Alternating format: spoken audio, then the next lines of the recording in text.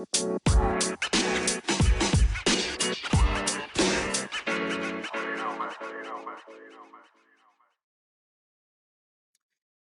guys, welcome back to another episode. I have my next guest, Eric. Is it McHugh? Is that the last name? Yes, sir. Wow, you're the third person I got right recently, so that's really good. My streak is improving, so thank you for validating me on that one. I appreciate it. Yeah, man, of course. You're on a roll. Well, let me not get ahead of myself. Eric, thank you so much for being on today. We got some good topics to talk about today. You have some great background experience as an entrepreneur with your own business. You've gotten really into meditation recently, which is kind of a great thing to talk about, which I think we all need. We'll talk a little bit about crypto and get into some other great topics. But yeah, I want to learn more about your meditation, because I've heard a lot of people really talk about meditation today and what it is and how to go about doing it. And it's been really great for people. But you actually went to a retreat. Tell us a little bit about how that worked out for you and what kind of experiences did you take away from being a part of that? Sure, and this is honestly something I love talking about. It's been preface, it's been one of the most beneficial experiences for me that I've ever done. Mm-hmm. So I recently had the pleasure of attending a 10-day Vipassana meditation retreat in Joshua Tree, California. Oh, wow. So the Vipassana method of meditation, that's the method that the Buddha used to reach enlightenment. Okay. And so it's 10 days in the center. It's a noble silence, meaning there's no talking with anyone, no cell phones, no writing. You really just have your meditation hall, your room, a dining hall, and a walking path. And that's all you have for the full 10 days. So the way the method starts is for the first 3 days, you focus your attention on the area around your nostrils. You start to pick up different sensations after the first 3 days, or give or take a day or two. And then from there, you take that attention and then you scan every inch of your body back and forth. So what this does is that it extracts the traumas, aversions, and cravings that have been stored in your body throughout your whole lifetime. So just think of your body like if you were a scientist and let's say you worked at NASA, you're working on a rocket ship, you had to send a piece of metal to space. You need that metal to be 100% pure. What would you do? You'd run that piece of metal through magnets. Those magnets would extract the impurities of the metal, and it would leave you with a pure piece of metal that you can then use. So you're just doing that on a spiritual level. So during that time, I had some gnarly dreams, of course, some very vivid, very lucid dreams. I've thought about stuff that I haven't thought about since I was 4 or 5. So it all just came to the surface. And you close the meditation with, you just store all the energy, or if it's woo-woo, but you store all your energy in the top of your head or your crown, and then you wish everyone in the world peace, love, and happiness, and hopefully they send it back your way. So yeah, it's a great thing. And so what it does is eventually, so if you think of your cravings or aversions as like a root, you're doing spiritual surgery on yourself, extracting the roots of your cravings and aversions, and those could run really deep. So why this is important is because one, I guess they're called sangrias. They're not called sangrias. That's the Spanish wine, but it's something like that, like sangria, whatever they call it. Each one of those, they stem into, it creates more and more sangria. So you really have to get to the root. So just think about if you really need $1,000, let's say you really want $1,000, so you're craving I need $1,000, I need $1,000. What's this doing is creating misery for yourself. And once you reach $1,000, you start, no, I need 10,000. I need this new car. I need this new wallet. So if you get to the root of the 1,000, it solves a lot of this. So once you do enough work on yourself, you walk around the world as a positivity generator, just wishing everyone the best. And the cool thing is, this is actually pretty beneficial for yourself, because I believe the outer world is just a reflection of the inner world. So I think of everything in terms of energy, frequency, and vibration. So just like a radio station, if you're sad, you tune into the sad. That's why you attract sad people. If you're angry, you attract angry. But if you're wishing everyone the best, you attract people who are also wishing you the best, which makes networking a breeze. So yeah, I left that with a spiritual practice that I do every day. I like to meditate right in the morning, right when I wake up, because it's just my intention for the day. I'm just like, okay, everything's going to go well. Calls are going to go well. And the scientific reason why it works best in the middle, right in the morning, is because that's when your brain has more melatonin. So you can you can enter different brain waves just much easier. So that's why that works. So yeah, I left with a new mindset, a spiritual practice I do every day, and something I do love to talk about on podcasts. It's a nice little networking tool too. Yeah. So is your process every morning? Is it like a 5 to 10 minute recap? Do you have an app that helps you, or do you just or you just take the practices you learn from the retreat? You just do that every day. So it really depends what I do. So I wake up at 4:20 because I find that funny, and How because ironic. you're right.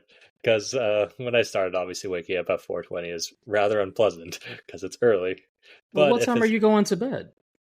10 or 11 usually, sometimes earlier, sometimes later. Wow. Okay. Yeah, but yeah, like 4:30. 4:20 because like 20. if Wow. I'm getting up early anyways, if it's funny, it was just easier for me, so I just kind of ran with that. Okay. But I wake up in the morning. The first thing I do is I meditate, and that's to set the intention for the day.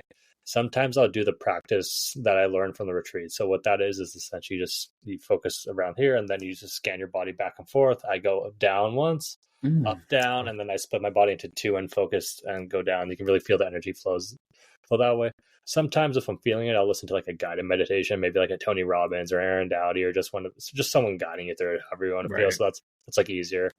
And my third method would probably be using binaural beats. So I'd say the hardest to do is a Vipassana meditation, just because there's nothing. So like that's it's the most effective because there's no music, nothing to distract you. You're really just addressing your thought or observing your thoughts.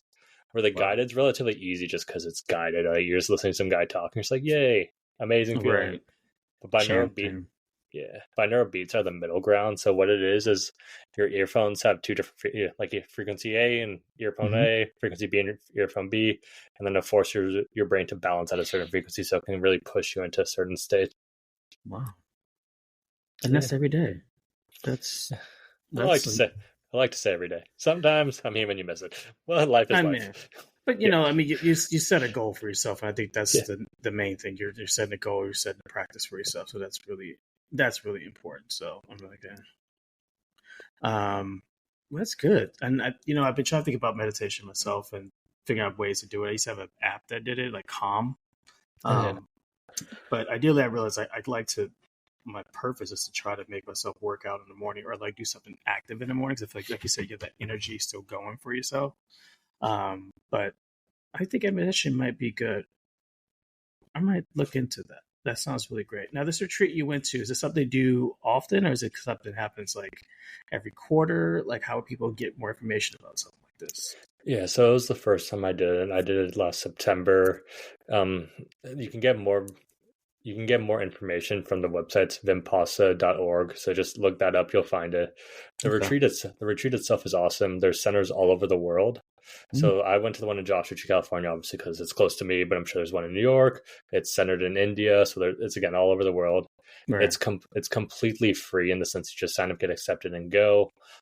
And it's donation based, so they get their funding from previous students. So I donate to the center because it had a great value to my life. But Dak, if you wanted to go to the Joshua Tree Center, if you wanted to go, you sign up and you wanted to donate, you wouldn't be able to until you complete the course. And I can only donate to the Joshua Tree Center because I completed the course.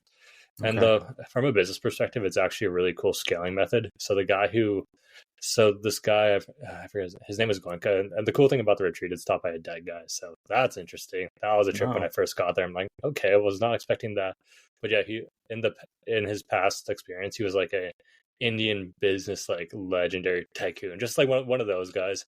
So his goal was to scale Vipassana meditation to the masses, because before it was like they still have it, but it was like really intense in India. It'd be like 90 days, no nothing. You're in like a meditation cell where it's like you're like Jesus, and like obviously not everyone could do that. So he scaled the method around the world in the sense now it's scalable. Every center is running independently of each other but following similar guidelines. And the cool thing is, so the servers, they're past students as well, so they volunteer their time. They call it Dharma service.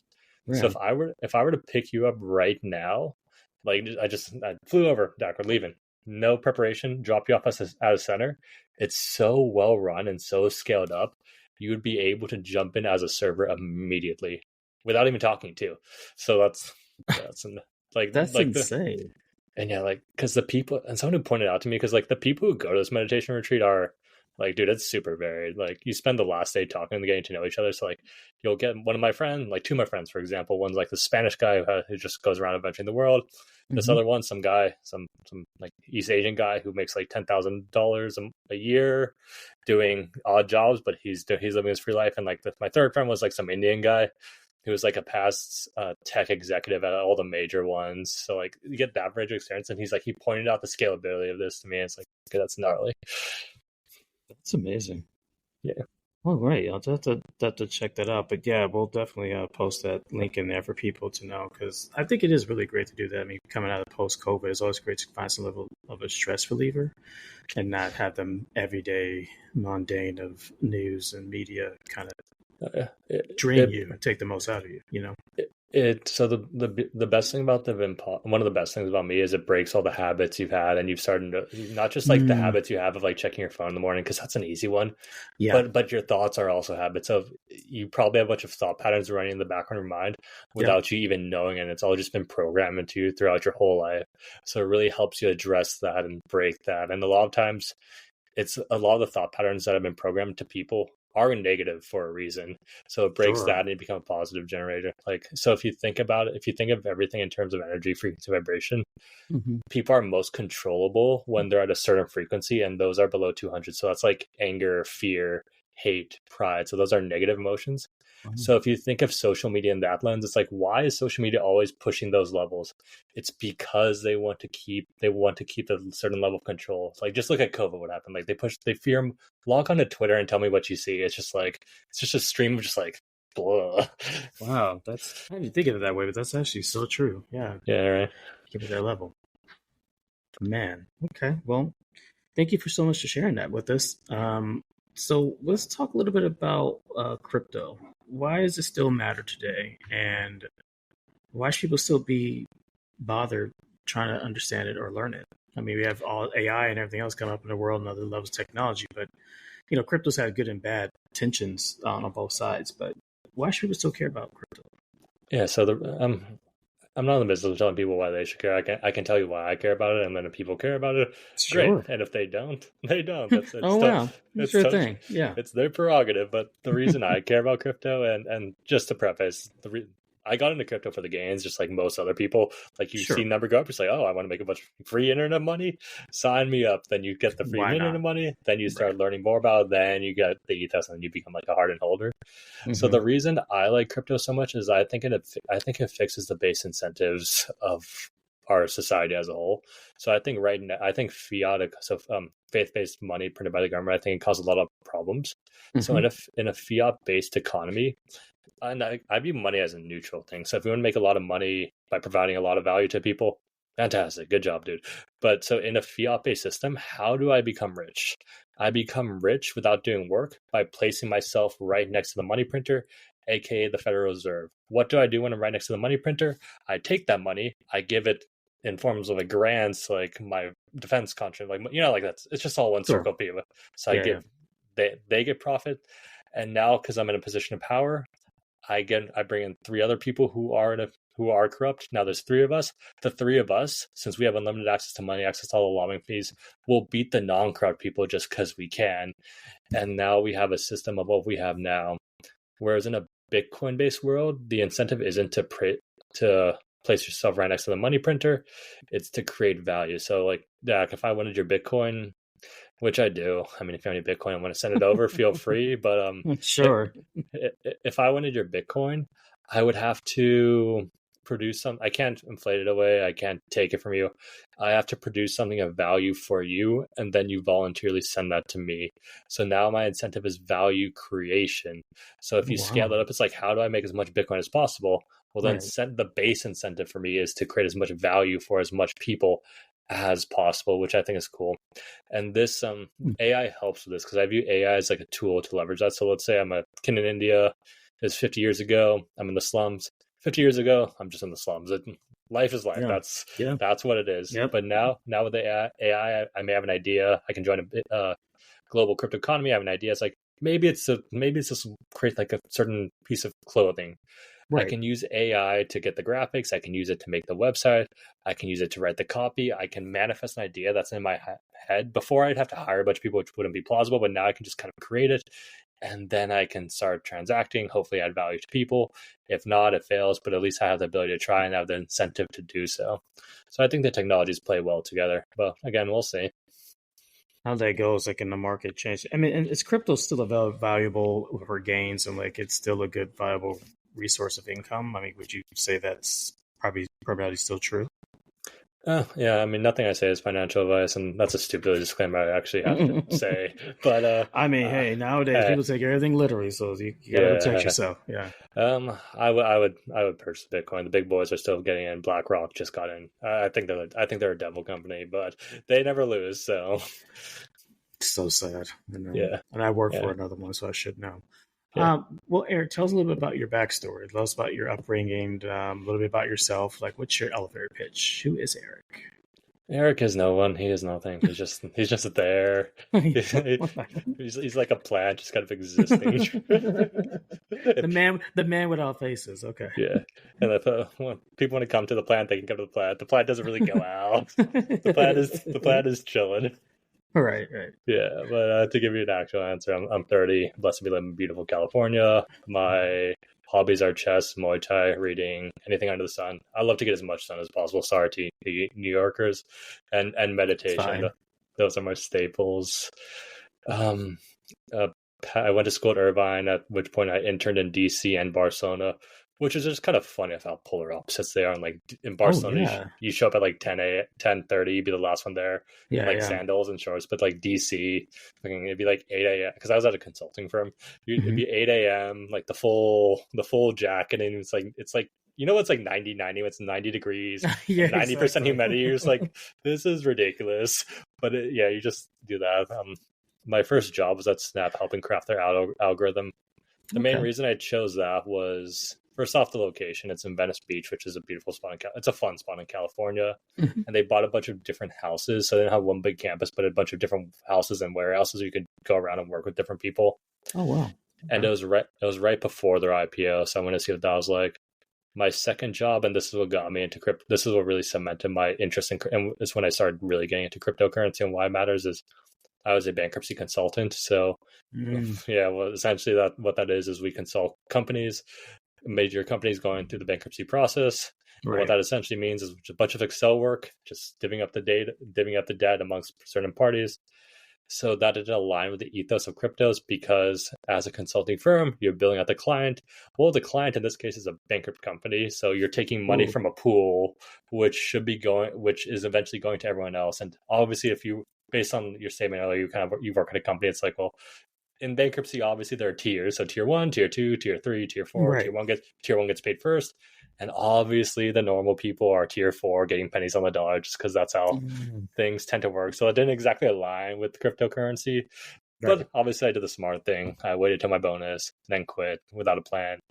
Started going to cryptocurrency meetups in my local area. Met the original ShopX team, do the whole crypto thing.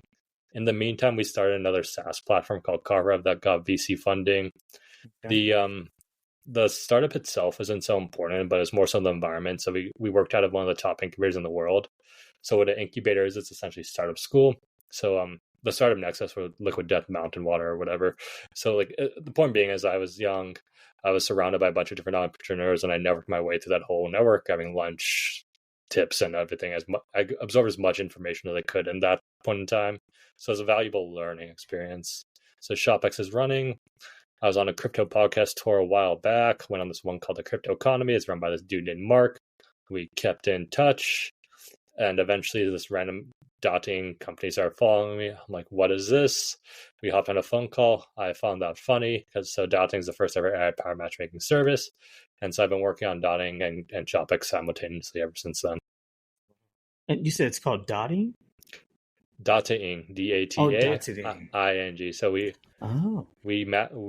leverage AI to auto-generate profiles based on someone's digital footprint, and then generate matches based on their digital footprint. So I can go in a whole tirade against the dating apps, but we were talking a little about that. You were saying it's all kind of set up in a way where it's like it's because you have to pay a service to use it. Or I believe you said they pay a service to use it, and then like they want to keep you on the service. So it's almost like, I think you were saying like the whole purpose of these dating apps is to find someone, find love, but then you lost a customer, because then then you're like, then you don't have anyone. So how their business revenue is like, so they just want you to stay on the apps though, right? Is that what you were telling me? Like, just want you to stay on the apps? Yeah, so it's something called churn marketing. So if you think about it logically, if Tinder, first of all, Tinder is in bed with Goldman Sachs. I think they either bought them or own a majority stakeholder. So Goldman Sachs never likes to lose money. The rest of the apps are owned by Match.com. So there's somewhat of Such a Jezebel. Just a Jezebel. Yeah, right. Actually, that's inappropriate. I mean, that's an accurate statement. But yeah, like if Tinder matches a happy couple, they get married. That couple then leaves the app. Tinder then loses a paying customer. So what they want is something called churn marketing. So they want you on like a Ferris wheel rotation. So if you ever heard someone download the app, delete the app, download the app, delete the app, Right. Yeah. that's the result of that. Wow. That's crazy. Yeah, it's gnarly. Thank God I'm not on the apps anymore, but man, it's probably hard out there. Now you your background, you work for these companies. That did you you talked a little about your entrepreneurship, but we talked a little about that. How did you build a company from a ground up? Like, how did that transpire itself for you?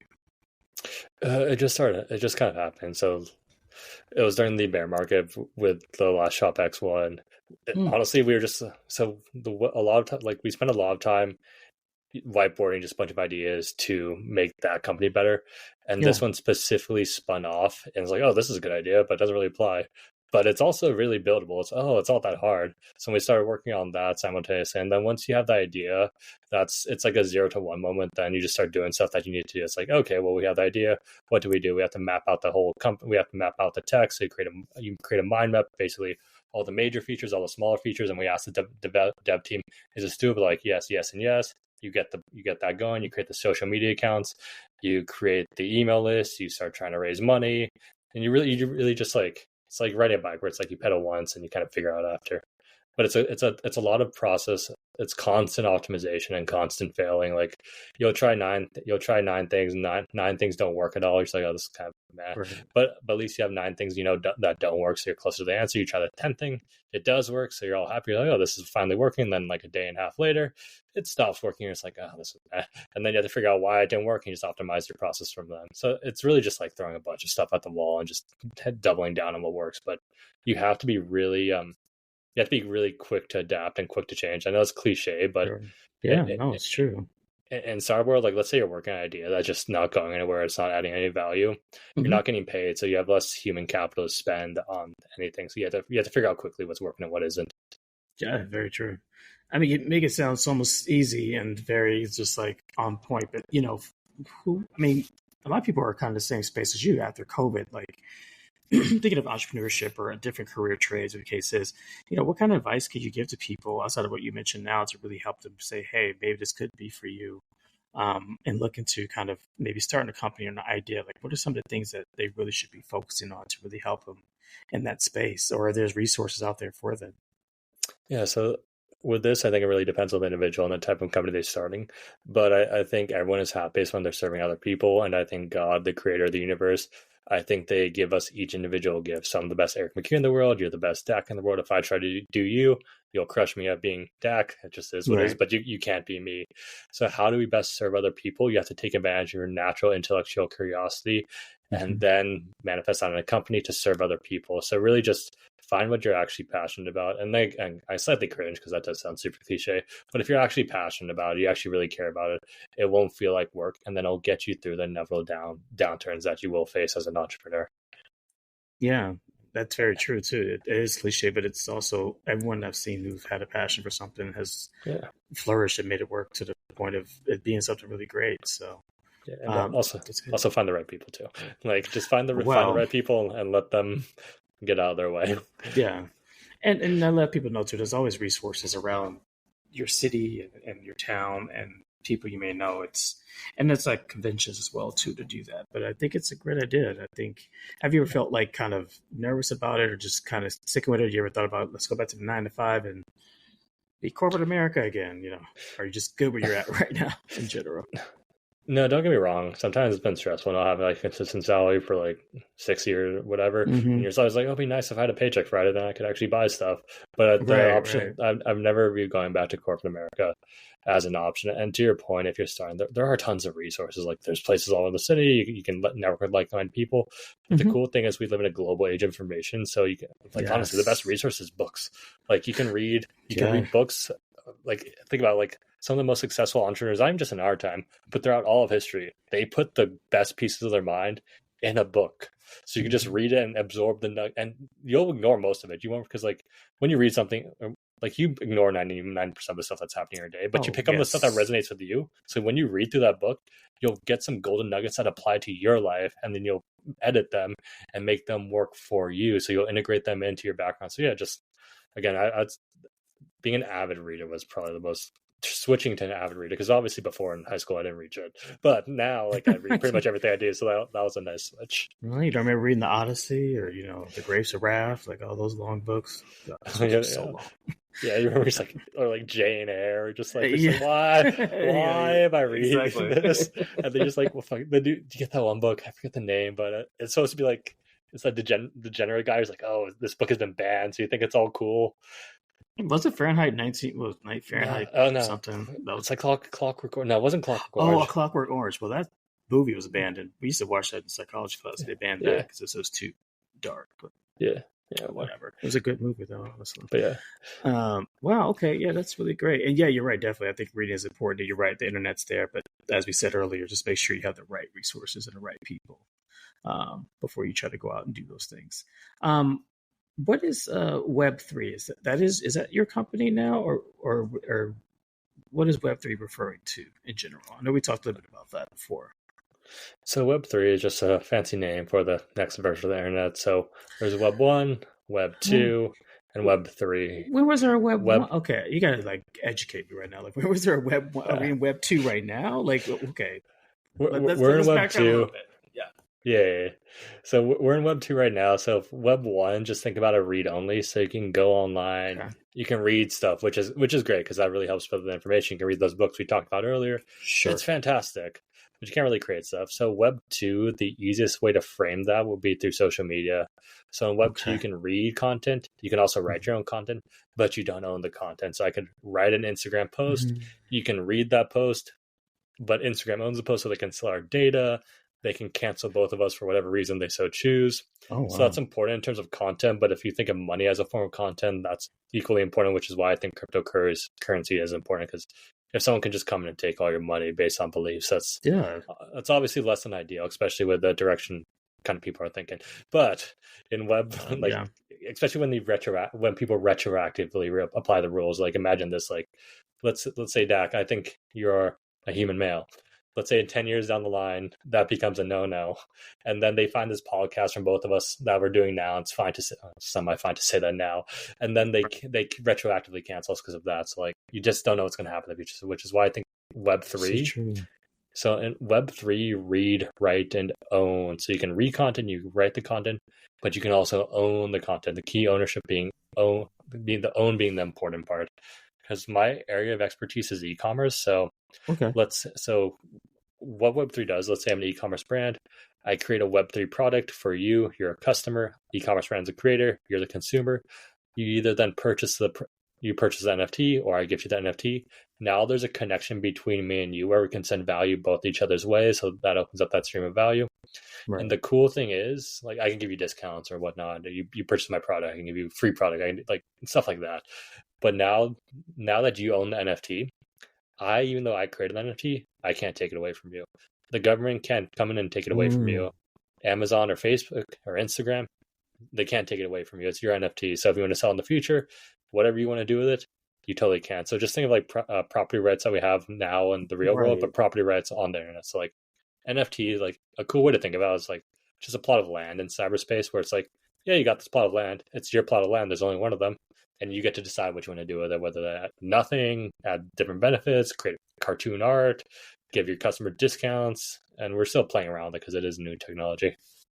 And it's like, like you said, it's a good reference because real estate is so powerful in this day and age. And regardless where you are, it's always something that you have if you own something, you own that. So, and you're saying this could be in a digital space. Well, that's really cool.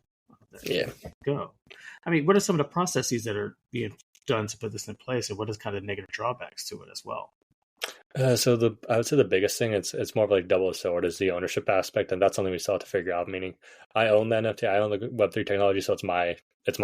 Like, but on the flip side, I have responsibility to take care of it. So if someone steals it from me, if I send it to the wrong place, someone hacks me, there's no one I can call like, hey, yo, JP Morgan Chase, my cryptocurrency is being, you can refund that. Like, they're like, no, sorry, I can't do that.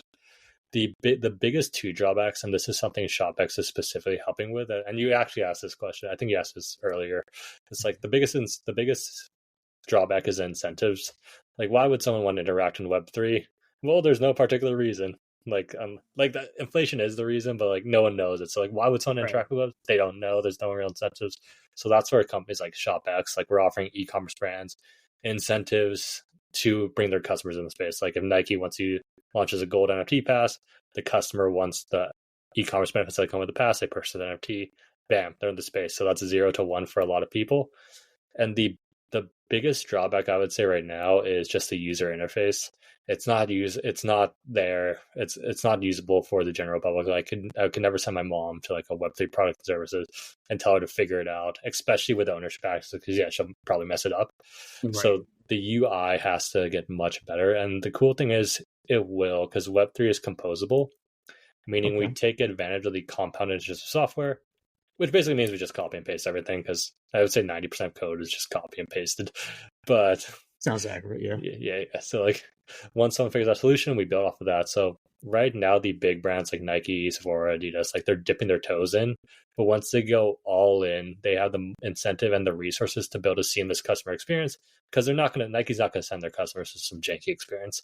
So they figured that out. Then Adidas, Reebok have to get in, but we see how they do it. Then every other brand can just copy and paste it, thus creating like a mass influx into Web3. So it's going to go slowly until it's going to be like a gradually then suddenly type of movement.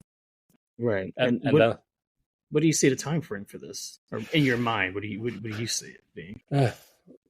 For Web3 to be massively adopted, it has to be done in the background. People have to be using Web3 without even knowing they're using Web3. So I view that as the endpoint, probably 10 years out. So not like in the immediate future, because there's a bunch of kinks that have to be worked out. Right. But like, and a lot of the kinks aren't even in the tech side. It's like the legal side, just like, because that sector is moving just much slower than everything else. Because like, think of the people making the laws right now. They're like dinosaurs. Most of them don't even know how to use a computer. So if they're the ones trying to make the laws on Web3, it's like they're gonna lag, and then that's gonna. Like, sir, do you even know what this laptop does? No. Yeah, which is really funny. I need to shout out the GOAT, John McAfee. But he did something funny. Is he gave everyone in the government just like hacked laptops, and they all use it, so he just got a bunch of their secrets. But because they piss him off or something, and they probably did something dumb. But then again, the incentive structure plays well into that, because like there will be some countries that move faster, some countries that move slower. It's going to draw the slower countries are going to draw the talent and capital away from the larger, the faster moving countries will, like El Salvador, are going to draw capital and talent from the larger, slower moving countries like the United States, thus incentivizing the US to move their ass. Like I'll tell you right now, if I have plenty of friends building in the United States, it's unnecessarily difficult and just expensive, and just really, they don't make it easy. Yeah, it's like, sad. I mean, it seems like it's such a, like you said, it's a little bit about AI too. It's like it's a new wave of technology is going to come along, and we're either, you don't want to get behind on it, but you also want to be ahead of it and go back to what we said earlier, reading books and finding ways to really understand it. Yeah. It seems to be great. Yeah, it's not great for everyone. So it's not great for us. Not the people in power don't like it for reason. One is they lose unlimited money. It must be nice to have unlimited money. You can just have unlimited money. It must be. Yeah, great. That'd be pretty cool. But on the flip side, they lose a bunch of power. So Bitcoin and crypto it's pseudo-anonymous. So right now, the people at the top, they can view every single one of our transactions. So it's like a bird's eye view into everyone, and we have no idea what's happening with them. But it flips that. Wow. So now we can look, because it's an open ledger transaction. So imagine if the government were just completely accountable for the money they spent. We had to know where the money went. Right, I think things would change. Oh, 100%. Oh yeah. And they can't. So like right now they can view into all of our transactions and know exactly who they are, but they can't do that at scale. So they can see wallet addresses doing activity. So if someone does something bad, they can figure out what happened based on that individual wallet address, but they can't just like blanket scan. But all these things of technology and security and national security, it's just like, what's next, honestly? Like, are we going to be able not to do anything or never advance anything, or just people stop being greedy and be better human beings? Do we all need to meditate, Eric? Is that what it is? We all meditate? Honestly, if everyone meditated, if everyone meditated, a lot of the problems would get solved. I'm not gonna lie. That's so crazy. So like, what's next for you on your, journey in life and projects? I mean, anything else on the horizon for you coming up? Anything else that you've been focusing on recently? No, so I mean, I'm just taking things day by day. I like to focus on the present moment because I don't see any, just have like a kind of overall intention for the end, but like focusing on the present moment helps you be adaptable. I mean, I think there are 3 planes of existence. So there's the physical, the mental, and the spiritual. I'm kind of dividing my times between all the 3 different ones, seeing where that takes me. I'm just kind of doing what I feel like, to be honest. I mean, that's pretty much not a bad thing to do right about now. No. Do what you feel like and believe it works out. Eventually works out. And do you have any travels that you kind of have on your mind, or that you kind of want to do, or any next steps you want to go to? No, not particularly. I'm happy where I'm at. I've been to a lot of places. Like get the opportunity to go to. Yeah, that's where it is. That's for sure. We've been all over already. Yeah, I get to go to conferences whenever I kind of want. So it's also just like, if I so choose, I can. But I'm loving life where I'm at. But do you enjoy doing that? Like, you enjoy the speaking, and you enjoy going to conferences, getting out there, really spreading knowledge, and Yes, but it's not so much the knowledge itself. And this is the main reason I like podcasts. Again, I think everyone has an inner purpose and an outer purpose. Mm-hmm. So I think everyone's inner purpose is the same. So my inner purpose is to raise my own level of consciousness. If I raise my own, up that vibrational scale. So if I raise my own, that raises those around me. So let's say someone listens to this podcast, one person listens to it, they leave this slightly better off. They go into their day, they're slightly better off. So they raise those around them, raising those around them. So it creates a nice little positivity upward spiral. So that's the part I enjoy about it. And the 2 companies, I think they're just kind of like interesting things that people like to talk. Like Web3 is going to be, they're buzzword heavens, like Web3 and AI, e-commerce and matchmaking. So people like listening to that, but my main goal is like the headliners. That's when you go. It's like, these are the headlines we were talking about today. But here's some impossible for you. I always sneak that in. Yeah. even if it's not applicable, like, why are you talking to stuff like we're talking about this? Right. Oh, that's great. That's amazing. Oh, that's so great. Well, Eric, it's been such a pleasure talking with you. Is there a place anyone can go find out more about you, or anything you're working on, or anything about entrepreneurship that you want to put out there? Yeah, so if you're interested in ShopX, the Web3 e-commerce, the best place to be shopx.co. If you're interested in Dataing, it'd be dataing.io. My personal Instagram is Eric, ERICDMCHUGH. So if you want to chat, I'm here to help. So I like the voice messages, so feel free to reach out. But if you're interested in entrepreneurship, the best, again, like, of course, there are plenty of books written by CEOs like Phil Knight's Shoe Dog and Ride of a Lifetime by the Disney Guy. Even if I may not like them personally, those are fantastic reads. But the most helpful entrepreneurship book was Anti-Fragile by Nicholas Taleb. So that's a good one. Thinking Fast and Slow is good. And the cool thing is we live in an algorithm-based society. So like if you just read those or even research them online, your algorithm or Instagram, whatever, Amazon, they'll start feeding you with similar content. Then you can just pick and choose from there. So you can leverage that. That's actually really smart. I need to probably start doing that, because my algorithm is way off, because it's just all movies and TV and anything on comic books, which are fine. But I'm like, hey, comics are great. They're good, but I'm like, I should probably get some real world news or something like. I don't know, switch it up a little bit. I don't know. Theories are comic book theories, and like explanations are pretty. Yeah, but having some maybe substance. Substance to your algorithm. I'm gonna have to work on that. I'm gonna have to slip some knowledge in there as I go along. I think I did one. It was funny. My friend was mentioning to me about a wedding, and I end up going to weddings a lot for just friends and people getting married. And she's talking about how she had to bring her list down because she had so many people she wanted to bring as a B list and an A list. And I found like a something. Maybe it was just hearing me think about it. There's some meme or something because I sent a lot of memes. Yeah, they're and great. I sent it to her. And next thing you know, Eric, my population of my algorithm was like, "You're getting married. 2024 is a year to get married." And I was like, "Wait, I just like the one thing. Like, this is not my whole feed, But it's just like crazy how that all comes together. So you're just like, wait, what? No, that's not what I want. Or you look at one shirtless photo of a guy, and next thing you know, it's your whole entire feed. Yeah. And then you get like fitness ads. Like, you want to work out? You want to do this? You want to do this? Hey, I'm a fitness guy. And it's like, oh my freaking God. It just comes at you so fast. It can be annoying. So I think we're fine because at least we're consciously aware, but I think it's pretty dangerous from like, imagine like kids on TikTok, like they're 12 and this is just their existence. Yes. So they're getting programmed right now with just like straight garbage. Yeah. Do you really think they're going to ban TikTok? I don't know if you heard that in the news recently. They're going to try to ban TikTok in the US. Do you even think that could be something that could happen?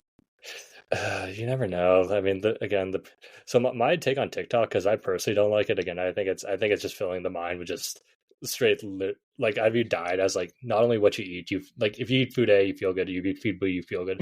Your diet consists of like the people and the stuff you program your mind with too.